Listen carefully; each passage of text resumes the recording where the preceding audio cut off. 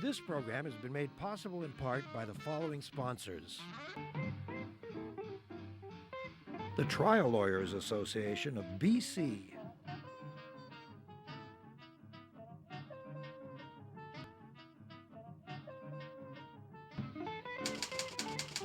The Vancouver Courier newspaper.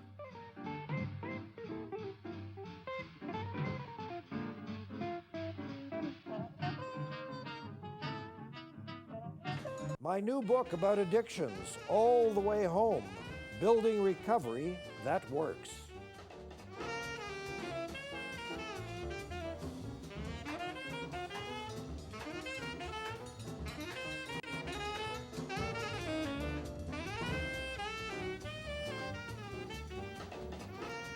Mary Ellen TURPERL-LAFOND, the representative for children and youth in this province, who has been a guest on this show, garnered some headlines recently by announcing that the provincial government had spent $66 million in the last little while in aid of young Aboriginal people, mostly in child care, and that, in fact, not one child had been helped. Nice work if you can get it. What makes matters worse is that when a child in care ages out, becomes 19 or over, they're no longer eligible for a number of things, including foster care. So what are they to do? And as we know, the homeless are I don't know how many, enormous percent of people who are homeless have had the misfortune to be in foster care. Well, for 25 years, very quietly and very unsung, a wonderful organization called Aunt Leah's Place has been operating here in this town and helping hundreds and hundreds of young people. And we're delighted that two of the people associated with Aunt Leah's Place are here today in the studio. Chelsea, who has profited, I think, you'll tell us your story in a while, from your experience with Aunt Leah's, and Gale Stewart, who's the boss, who's the executive director. Hello, Gale. Congratulations on your 25th anniversary. Thank you. That's something wonderful in any enterprise, but especially something that's difficult. Absolutely. Yeah. Who was Aunt Leah? Who is Aunt Leah? Well, Aunt Leah, the name Leah was my paternal grandmother, and she had 12 children, and 10 of those children survived. Yes. It was in a day when you had lots of children. Yes. Her oldest daughter was also named Leah, and she neither married nor had children. So our first program, which was Aunt Leah's House, Yes. which is where Chelsea was in residence, Yes. we thought we had have a name, and so it seemed that the name Leah was a good name, because if a young mom chose to parent and wanted to move out into community, we can help her do that. And if this wasn't the right time and she wanted to find an alternate caregiver, then we would help her do that too. So that's kind of the background. Have you been there on Leah. from the beginning? Yeah, I'm Aunt Leah's founder. Mm-hmm. You are? Yeah, so, yeah. What moved you to do that? What, do you remember the day you woke up and said, this is what has to happen? There was no day when that happened, but my husband and I, Paul, we fostered for maybe a decade, so I certainly understood something about the foster care system and the needs. So I had a friend who was a social worker and heard about the opportunity to open a residential program for teen moms, so it went from there. Yeah, but clearly one of the things you saw was that there was, I like the way you phrased it as an opportunity, but clearly you saw some gap. You saw something missing that needed filling. Oh, for sure. And what was that gap? You've said, I'm practically quoting you here, the relationship between parents and children is intimate, it's personal, and it's long-term, and it can't be fulfilled by an institution. That's very good, solid, practical wisdom. Mm-hmm. Well, I think it's very difficult for a government to be a parent. Yes. But sometimes there's situations where that needs to happen. And yes. So I guess during my fostering experience, one of the things I realized, because we fostered a lot of teenagers, was that if you've been through 3 or 4 foster homes, or 6 or 7, which is the norm, you don't want another mother and father. You don't want to call mom and dad again, because trust has been impacted. Yes. But you do need a good plan, and I felt that I could provide a good plan B. Yeah. So what is it? What is Plan B? What is Aunt Leah's place? What happens there? What do these kids find when they come to you? Well, I think that the name has, in its own way, led us. Yes. I think that Leah was what I now would refer to as my first significant other, beyond your parents. Yes. And I was fortunate enough to have both. But I think the organization has been led by that concept of what a grandmother, what an aunt, what an uncle would do if they were in a position where there was a child in their family who was without parents for whatever reason, Yes. and be able to do those things that that child needed in order to reach a successful adulthood. Isn't it funny you should say that, because my Aunt Toby, who has since passed away, was probably... Your significant other? Well, yeah, she was the dearest person in my life. She was my mother's kid sister, and my mother did her share of parenting, but so did Toby. And Toby was just, you know, if you're lucky in life, you find one person who gives you unconditional love, and that's who it was. Yeah. Yeah.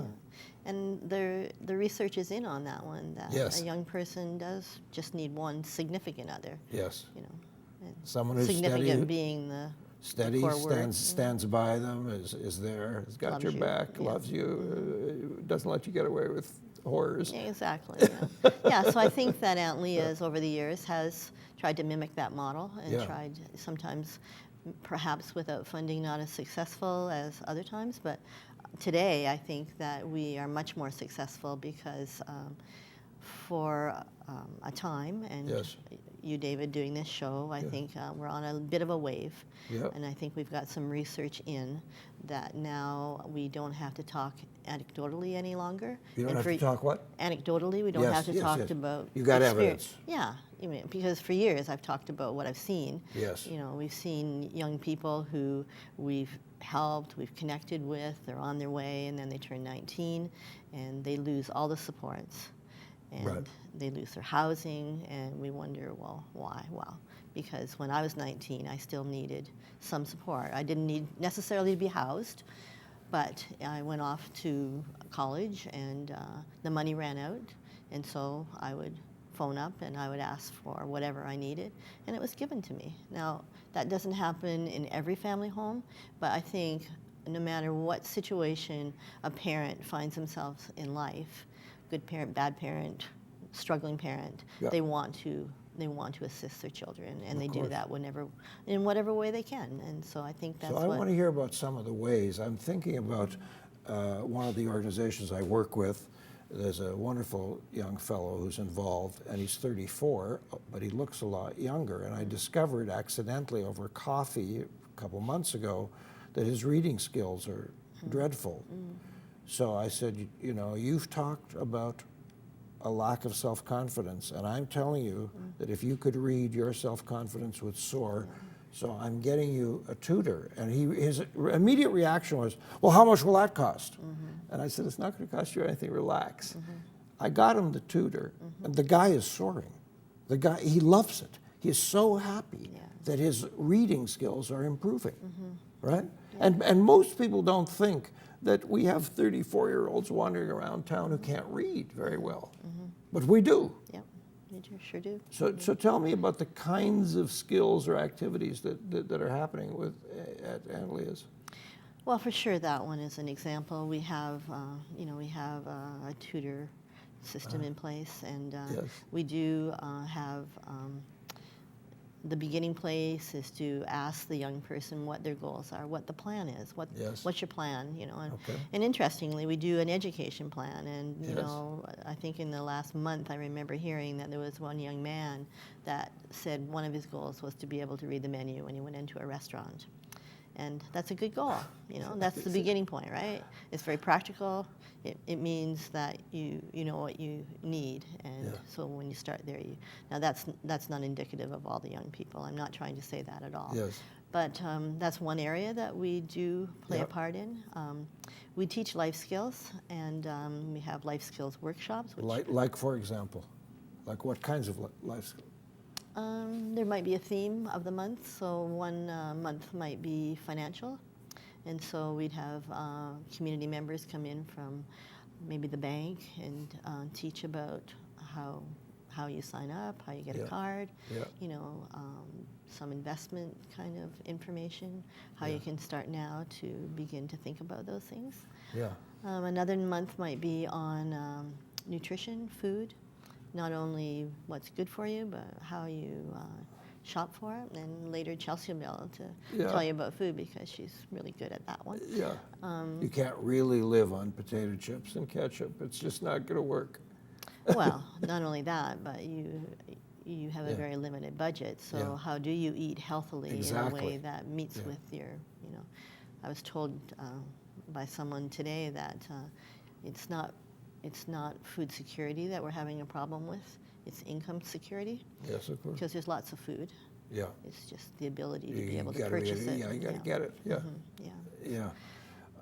You work with both young men and young women? We do, And one of our programs is called Support Link, and we have 15 suites in the Lower Mainland where these young people who are foster children live in suites, and they have a support worker who meets up with them 5 hours a week, and they do grocery shopping and whatever community needs they have. So one person to a suite, or several people to a suite? Sometimes they share suites, or it's all? No, each young person has a suite. Has their own suite, okay. And so the goal of the program is to help these young people learn how to live in a suite. And I must say that I disagree with the whole program. I don't believe that 16, 17, 18-year-olds should be in suites. But that's what Plan B is. And so we try to help those. Where do you think 16 and 17-year-olds should be rather than in suites? I think they should be living with people who love them and care for them, and learn the skills there. That's where I learned the skills. You too, right? Yeah, you need some direction and leadership. We always need, Well, I mean, teenage years are interesting years, but you know, you learn so much by osmosis in your own home, right? Of course. And so these young people are in suites, and they are learning things that I didn't learn until I was in my 20s, right? Do you have a cutoff age? Do you say to someone, we can't help you if you're 28? Or? Oh, this program has nothing to do with that, David. These are referrals from the Ministry of Children and Family. These are young people who are foster children, and so of course the cutoff is 19. But what happens after they're 19? Well, at Aunt Leah's or in at general? Aunt Leah's. At Aunt Leah's, we now have fundraised and worked very hard to get a program called Link. And at Link, those children that were with us now can move into Link. And there's now a continuum of care for those young people. That hasn't always been the case at Aunt Leah's. But you've been working very hard to do that. Absolutely, yeah. Is it in shape? Is it there? Yeah, the program is working really well. We're making sure that those young people that were in those suites continue to have houses. I think that's what I was asking about. I was thinking about Link in advance, and I was asking you, is there then a cutoff age for the people at that level? Have you had to say to anybody, look, you're 29, we can't handle you anymore? Or? No. What we've had to say no to are those children that might come in and they haven't been part of our program. So they weren't with us residentially. And so, you know, we only have the capacity to look after the young people that have gone through our programs. So I think in a given year, it's somewhere between 700 and 900 young people that age out of government care. I think that's kind of, So let's just say that it's 700 for this year. Well, then we would be looking after 30 of those young people. And so then each year that they can keep on being with us, right? I bet you do this on about 22 cents. You probably do it on a very small budget.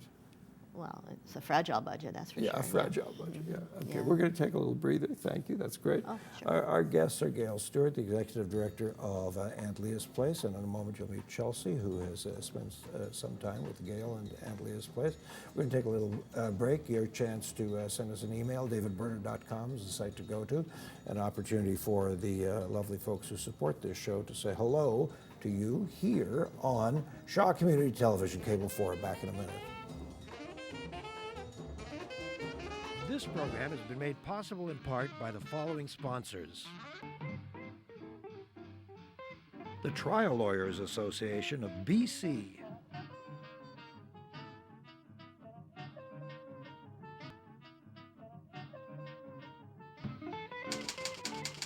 The Vancouver Courier newspaper.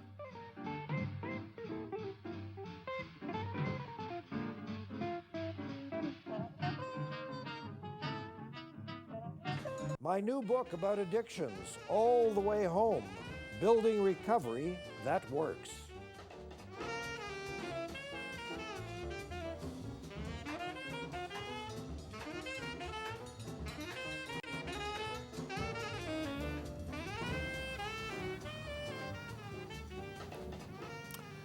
What if you are 15 or 17 or 19 and you are on the verge of becoming homeless, or you already have given birth and now you have a child in care?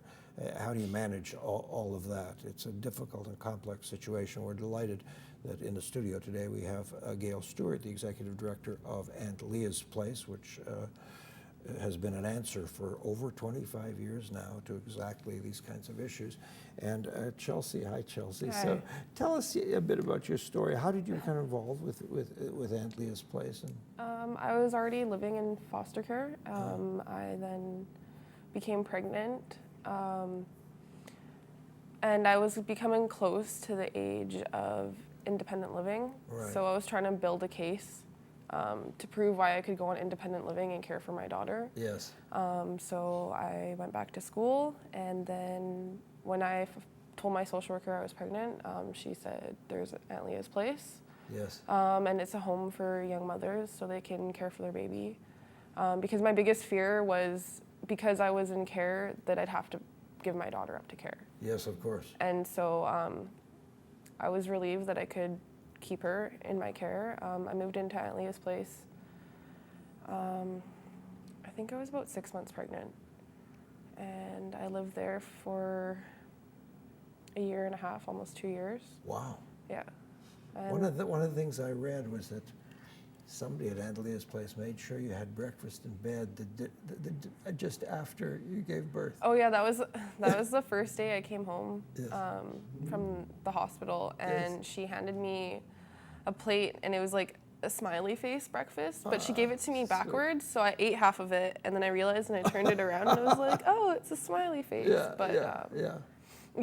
they're definitely big support for me learning to care for a baby. I bet. Another thing was just bathing and like little things that you that come with raising a child, right? And that first year. Yeah. Were you lucky? Was Emily not a colicky baby? No, she was a really good baby. She slept from 7 to 7. Wow. Yeah. Amazing. Yeah, she was a really good baby. Yeah. So. Yeah. And did you find like people all around you sort of being surrogate mothers and helping?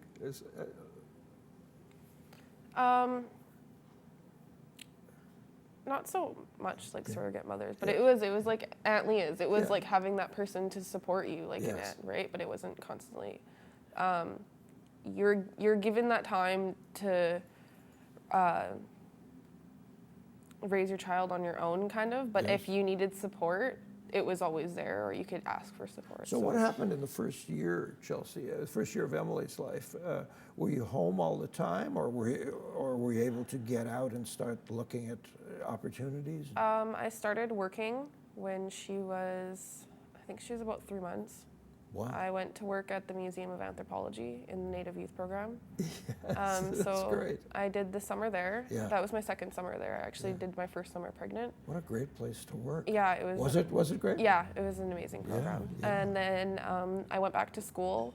I went back to school when I was pregnant. Yes. And then I went on maternity leave. I was at the Berner South Young Parent Program. Yes. So they have a daycare in the school. So when Emily was 6 months, in September, we went back to school, and I graduated from there last June. Wonderful. Congratulations. Do you think you're unusual? Do you think? Do I you think everybody's unusual. everybody's unusual Yeah. for sure. Do you think? Because I think you have tremendous personal strength Yeah. and tremendous resolve about what you're doing. Yeah. And clarity, and not everybody does. I think my big thing was I didn't want my child in care. Yes. And recently, now I'm attending Douglas College, but I was working on a project, and I realized that my daughter is the first person who have not been in some form of government care since at least my great-great-grandmother, be it residential schools, 60 scoop, foster care. So she's the first one in our family who hasn't been in any sort of care. And that wouldn't have been possible without Aunt Leah's. So that was a big shock to me, but and I was just thinking about how many other mothers who would have had the similar situation, because yeah.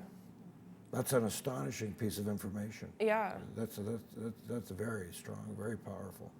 Well, good for you. How's she doing? How's Emily doing? She's good. She's 3.5, almost 4. And you said she skipped the terrible 2s and she's turned it into the terrible 3s. Yeah. She's getting better now. It's good now she can talk, Yes. so we can understand each other and have communication and stuff like that. So If you, Chelsea, if by some chance you were to come upon a version of you 3 years ago or whatever, if you saw a young gal today struggling, what would you say to her about coming? If you wanted her to come to Aunt Leah's place, what would you tell her? I'd tell her to be open to the idea, because I've seen a lot of people, and I think it does go back to the trusting of being in multiple homes, is it's hard to trust people, and it's hard to trust people who may have been involved with the ministry, like because my social worker referred me, and I Yes. had a good connection with my social worker. Yes. So that's why I trusted in her that this would be a good idea for me. But I know some people who don't have a good connection at all, and so for them to say, okay, now you have to go live with your baby in this home. Yes. And some people don't want to do that, but I think you need to be open to the idea, because it's not a forever idea. Were you open right off the top, or was there something you saw the first day or the first time you visited Aunt Leah's, or something that struck you? I honestly didn't want to go. Yes. I was living in I finally moved into a pretty good group home. Yes. So I was, after being moved to different homes, I did find a place that was comfortable, so that was my biggest issue. But then when I went, I realized these were really caring people, and this was in the best interest for us to get on with our life and stuff like that. So. Did you have outside of Aunt Leah's? Did you have a mentor or advisor? Was it a social worker? Somebody that you felt whose opinion you could value? Well, I was in the young parent program at Yes. Berner South. Okay. So they also taught me parenting skills, and they have a youth worker in the class. So they were a really big support for me. As well, I had my own youth worker who was a young mom. So she was a big inspiration to me, that I can get through this, I can go to school. It's not the end of my life like everybody is telling me. Yeah. And it was having a lot of people in my life telling me that I can do this, and it is possible. It'll be hard, but... And how do you live now, Chelsea? I live with my daughter. Yes. I can go to Douglas College full-time now. What do you study? Child and youth care. So That's great. yeah. So I'd like to either be a youth worker or advocate for youth in care. Yeah. Well, you're going to bring a lot to the party. Yeah. Because you know it. You've lived it, right? Yeah. We just have 2 minutes left. Chelsea's wonderful, wonderful billboard for you, kid. Strong, and she's kind. Yeah. Strong and kind. Yeah, that's a winning It combination. is a winning combination. Yeah. Can I plug our Christmas tree lots? Absolutely.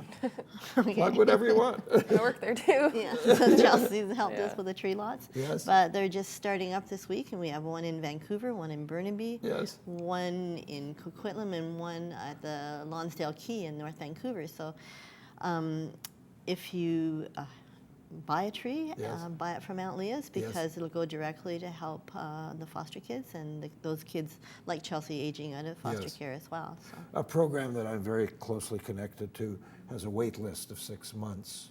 Do you have a wait list? No, well, we have a wait list for, we have another home that's Yes. for adult moms, and we Yes, have a yeah. wait list for that one, yes. Yeah.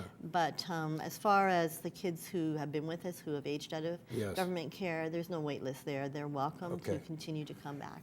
And I'm going to bet that there are people that you've known for a long time, people that you worked with 20 years ago that you're still in touch with. Oh, absolutely, yeah. Who've come through our program, you're Yeah, talking that's about. what I'm talking about, Yeah, yes. mhm, Yeah. yeah, for sure, yeah. And you still hear from them or see them, or And they come they back. drop in yeah, and they come say back. hi. And, Because everybody, it's not just to come back for help. Yes. You go home because you want to talk to Yeah. the people who care for you, and you want to tell the people about your successes. Yeah. I mean, that's what Chelsea does, and she mentors other young moms, and that's as important as the initial help, right? got to give it away to keep it, right?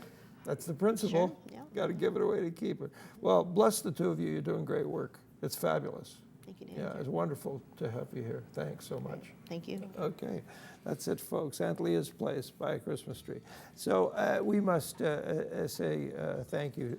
And next week, I haven't locked in the guest, but the subject is criminal justice, one of our favorites.